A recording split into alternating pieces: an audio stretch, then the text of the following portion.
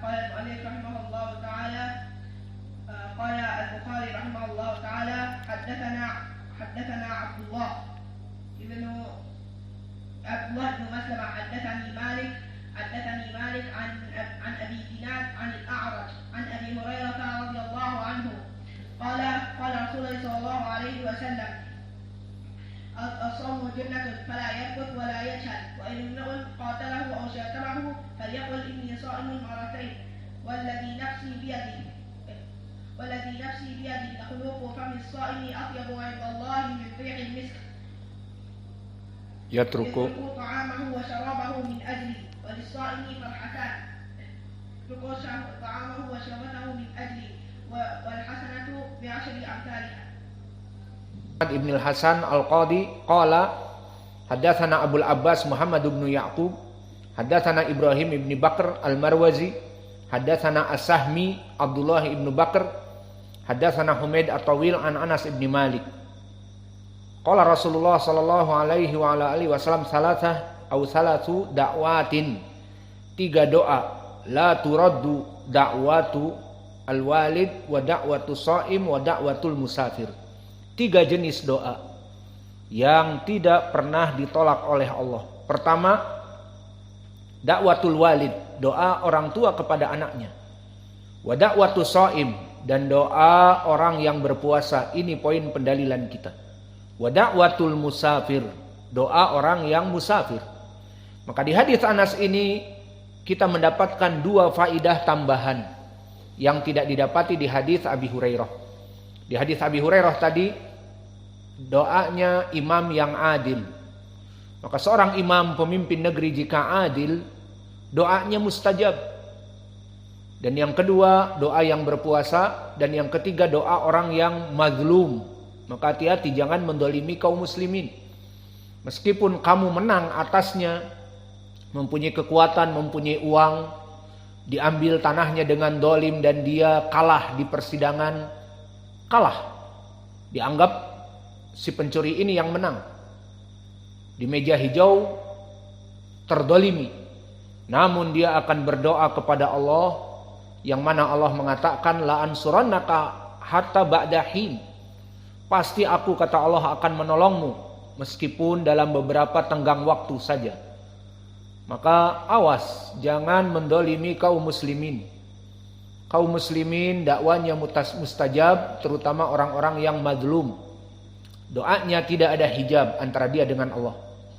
Ini 3 perkara di hadis Abi Hurairah.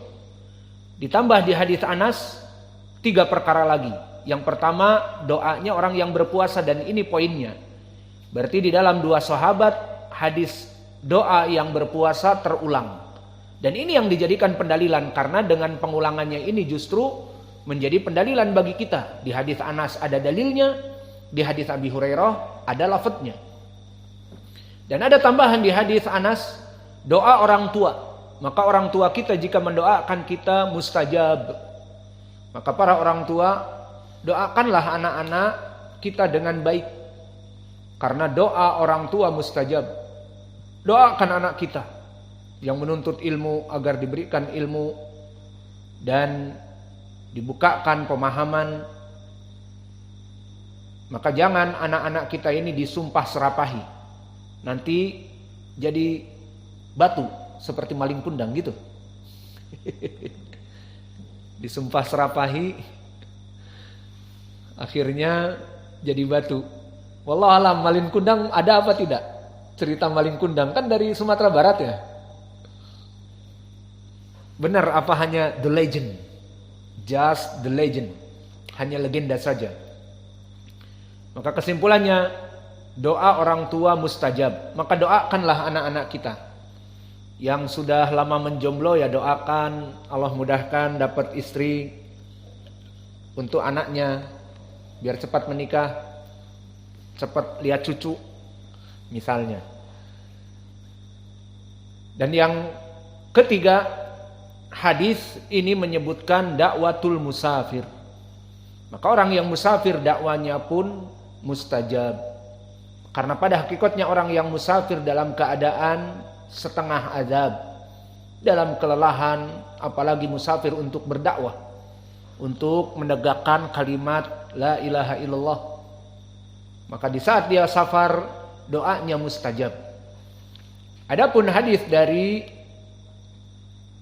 Anas ini, maka hadis ini diriwayatkan oleh Imam Al-Baihaqi di Sunan Al-Kubra, juga Ibnu Asakir di Mu'jamnya, dan juga Al-Maqdisi di Ahadits Al-Mukhtarah, yang sanadnya bertumpu kepada Muhammad ibnu Ya'qub an Ibrahim ibni Bakr Al-Marwazi hadatsana As-Sahmi yakni Abdullah ibnu Bakr hadatsana Humaid At-Tawil an Anas ibni Malik. Maka ini madarul hadis. Dan hadis ini telah dihukumi oleh Al-Maqdisi di dalam kitabnya Al-Ahadits Al-Mukhtarah isnaduhu hasan. Maka hadis ini hadis yang bisa dijadikan pendalilan. Pertama, di sanadnya ada Muhammad ibnu Ya'qub. Dan Muhammad ibnu Ya'qub ditautsik oleh para ulama.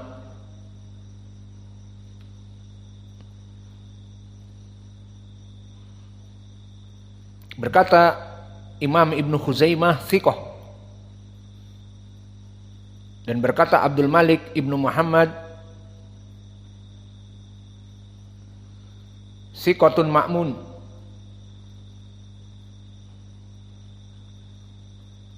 Dan Ibnu Asakir sendiri pun memujinya.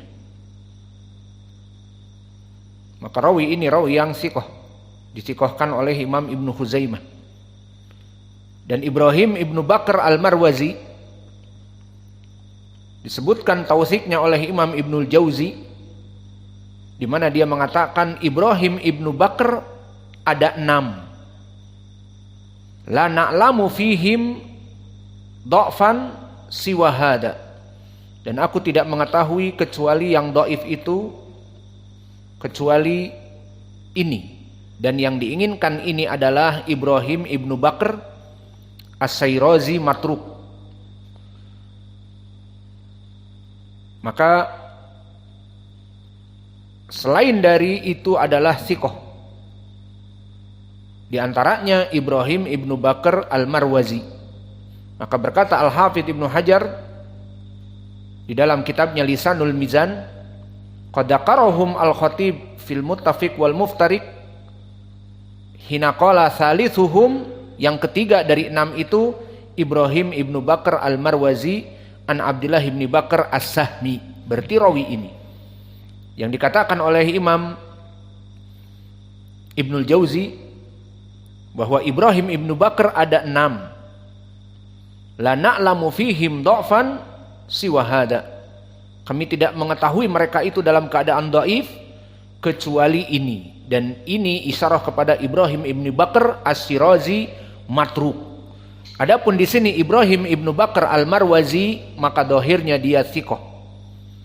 Bahkan disebutkan oleh Al-Hafidz yang diinginkan adalah Ibrahim ibnu Bakr Al-Marwazi yang meriwayatkan dari Abdullah ibnu Bakr As-Sahmi di dalam sanad ini.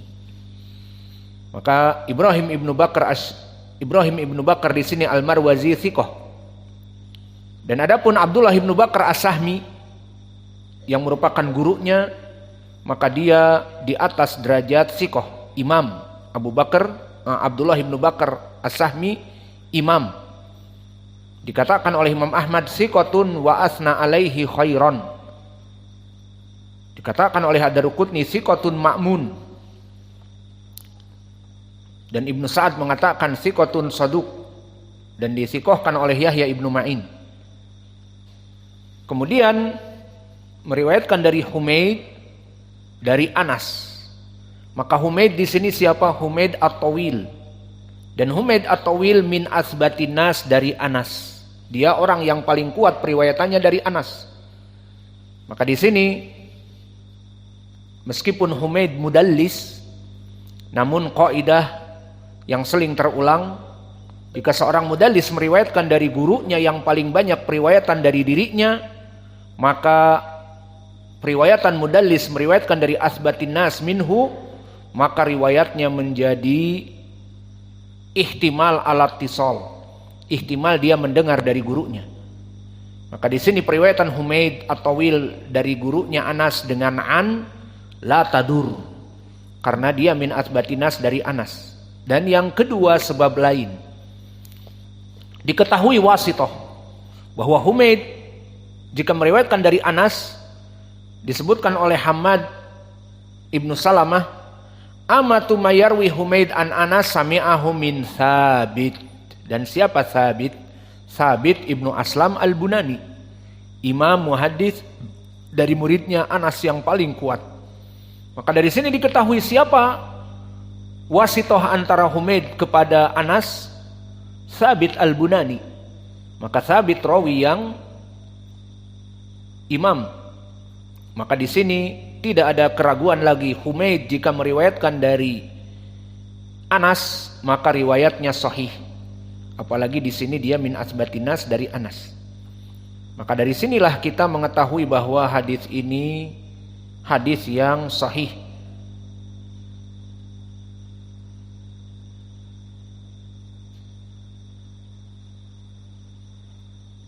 Maka dari dua jalan ini jelas hadis ini saling mendukung.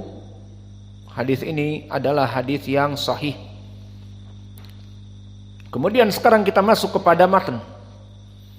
Berkata Rasulullah sallallahu alaihi wa ala alihi wasallam di dalam hadis yang pertama Abu Hurairah, salah satu la turad da'watuhum, 3 orang yang tidak ditolak doanya. Makna la turad da'watuhum ay mustajabah. Kalimat tidak ditolak doanya berarti doanya mustajab, diijabahi oleh Allah. Seperti pendalilan di hadis Abu Hurairah yang lain dari jalan yang kedua tadi. Salah satu dakwatuhum mustajabatun. Maka kalimat mustajabatun mentafsirkan salah satu dakwatuhum la turad.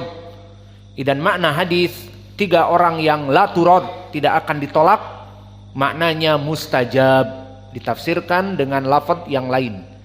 Salah satu dakwatin mustajabatun la syakka fihinna, tidak ada keraguan padanya.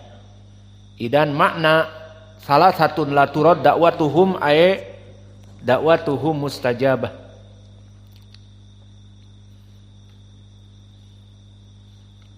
Dan tambih fil hadis Abi Hurairah dari 3 orang itu, as-shaim hatta yuftir, bimakna orang yang berpuasa hatta yuftir.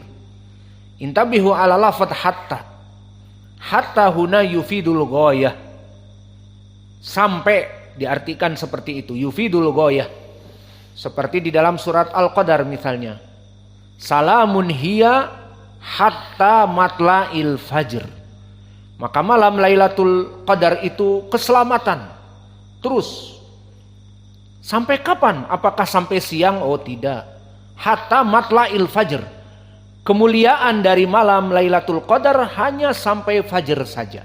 Itu maknanya. Dibatasi. Begitupun di dalam surat Al-Baqarah tentang sahur. Wa kulu wasrobu hatta yatabayyana lakum al-khaytul abyadu minal khaytil aswadi minal fajri. Summa atimus siyama ilal lail. Maka hatta yufidul ghayah, maknanya kapan kita sahur sampai terlihat benang putih dari benang hitam. Ini makna dari hatta. Dan begitupun as-shaim hatta yuftir. Maka keutamaan orang-orang yang berpuasa kapan?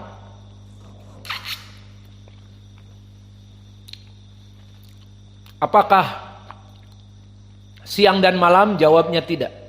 Hanya di saat dia sedang berpuasa. Jadi sekarang doanya bagaimana? Waktu maghrib ini ya sudah biasa lagi, kurang sakti. Lalu bagaimana jika nanti malam? Ya kurang sakti juga.